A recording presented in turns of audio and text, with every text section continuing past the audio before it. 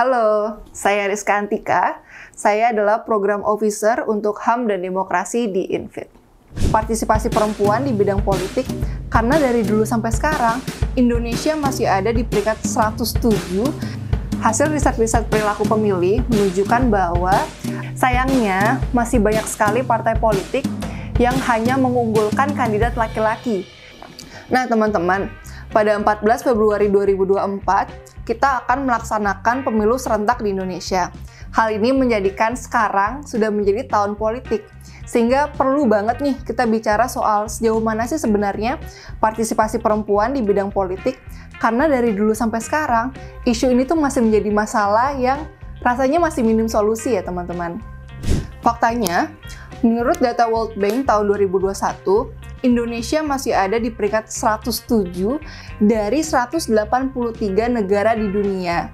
Hal ini dilihat dari seberapa banyak keterwakilan perempuan yang ada di parlemen. Ya, tentunya fakta ini bukan fakta yang menyenangkan ya. Di Indonesia saat ini pun, kalau kita breakdown lebih jauh, keterwakilan perempuan di parlemen hanya 20,87%. Meskipun ini adalah rekor tertinggi, tapi sayangnya ini masih merupakan jauh di bawah batas minimal yang sudah diatur dalam Undang-Undang Partai Politik dan juga Undang-Undang Pemilu, yaitu minimal 30% keterwakilan perempuan dalam parlemen.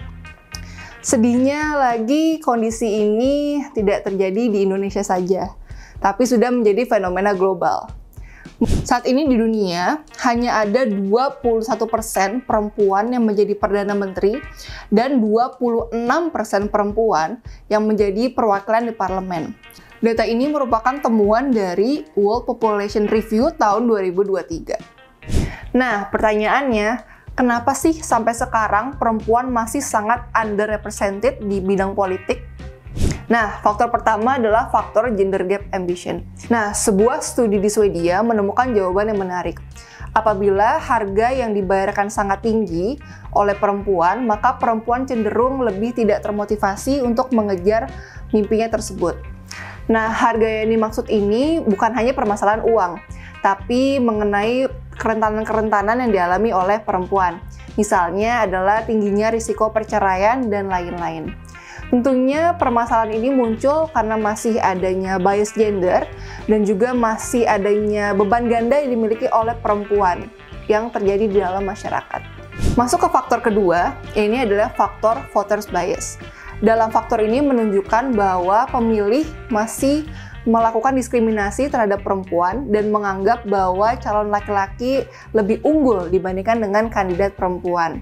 Hasil riset-riset perilaku pemilih menunjukkan bahwa ada banyak negara yang 50% lebih dari warganya cenderung menganggap laki-laki lebih kompeten dibandingkan calon perempuan ketika bertarung di ranah politik, sehingga mereka cenderung memilih laki-laki.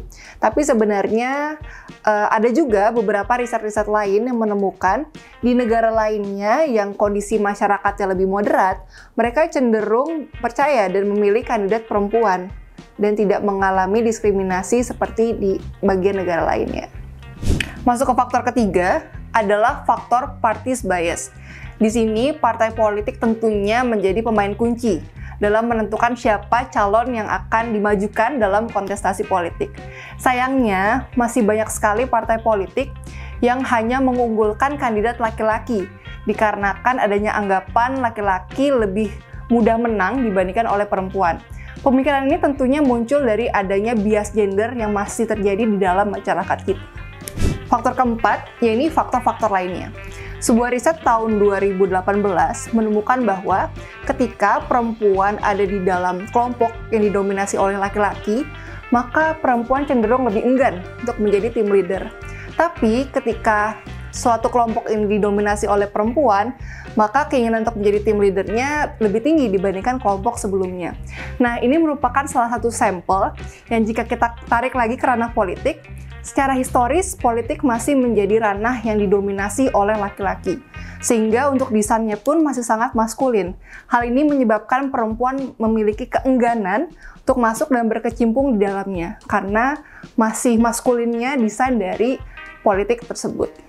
Nah, setelah tadi kita lihat 4 faktor sebelumnya, ini menunjukkan pentingnya adanya afirmasi, baik di bidang regulasi, program, dan juga pendidikan, mengenai pentingnya pendidikan politik dan juga kesetaraan terhadap perempuan. Wacana ini bisa dimulai dari ranah keluarga, dan harapannya bisa dibawa ke dalam ranah pendidikan. Hal ini menjadi salah satu upaya untuk bisa menimbulkan adanya society yang lebih adil dan tidak bias gender.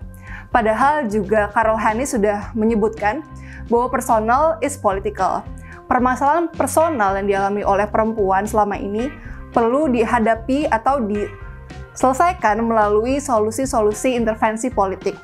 Intervensi politik ini diharapkan menjadi upaya untuk mengubah struktur sosial dan juga struktur politik yang ada di masyarakat. Nah, oleh karena itu, momentum International Women's Day menjadi kendaraan yang sangat penting untuk bisa kita maksimalkan bersama dalam mendorong adanya akses yang lebih setara terhadap perempuan, khususnya di bidang partisipasi politik. Sekali lagi, Happy International Women's Day untuk kita semua.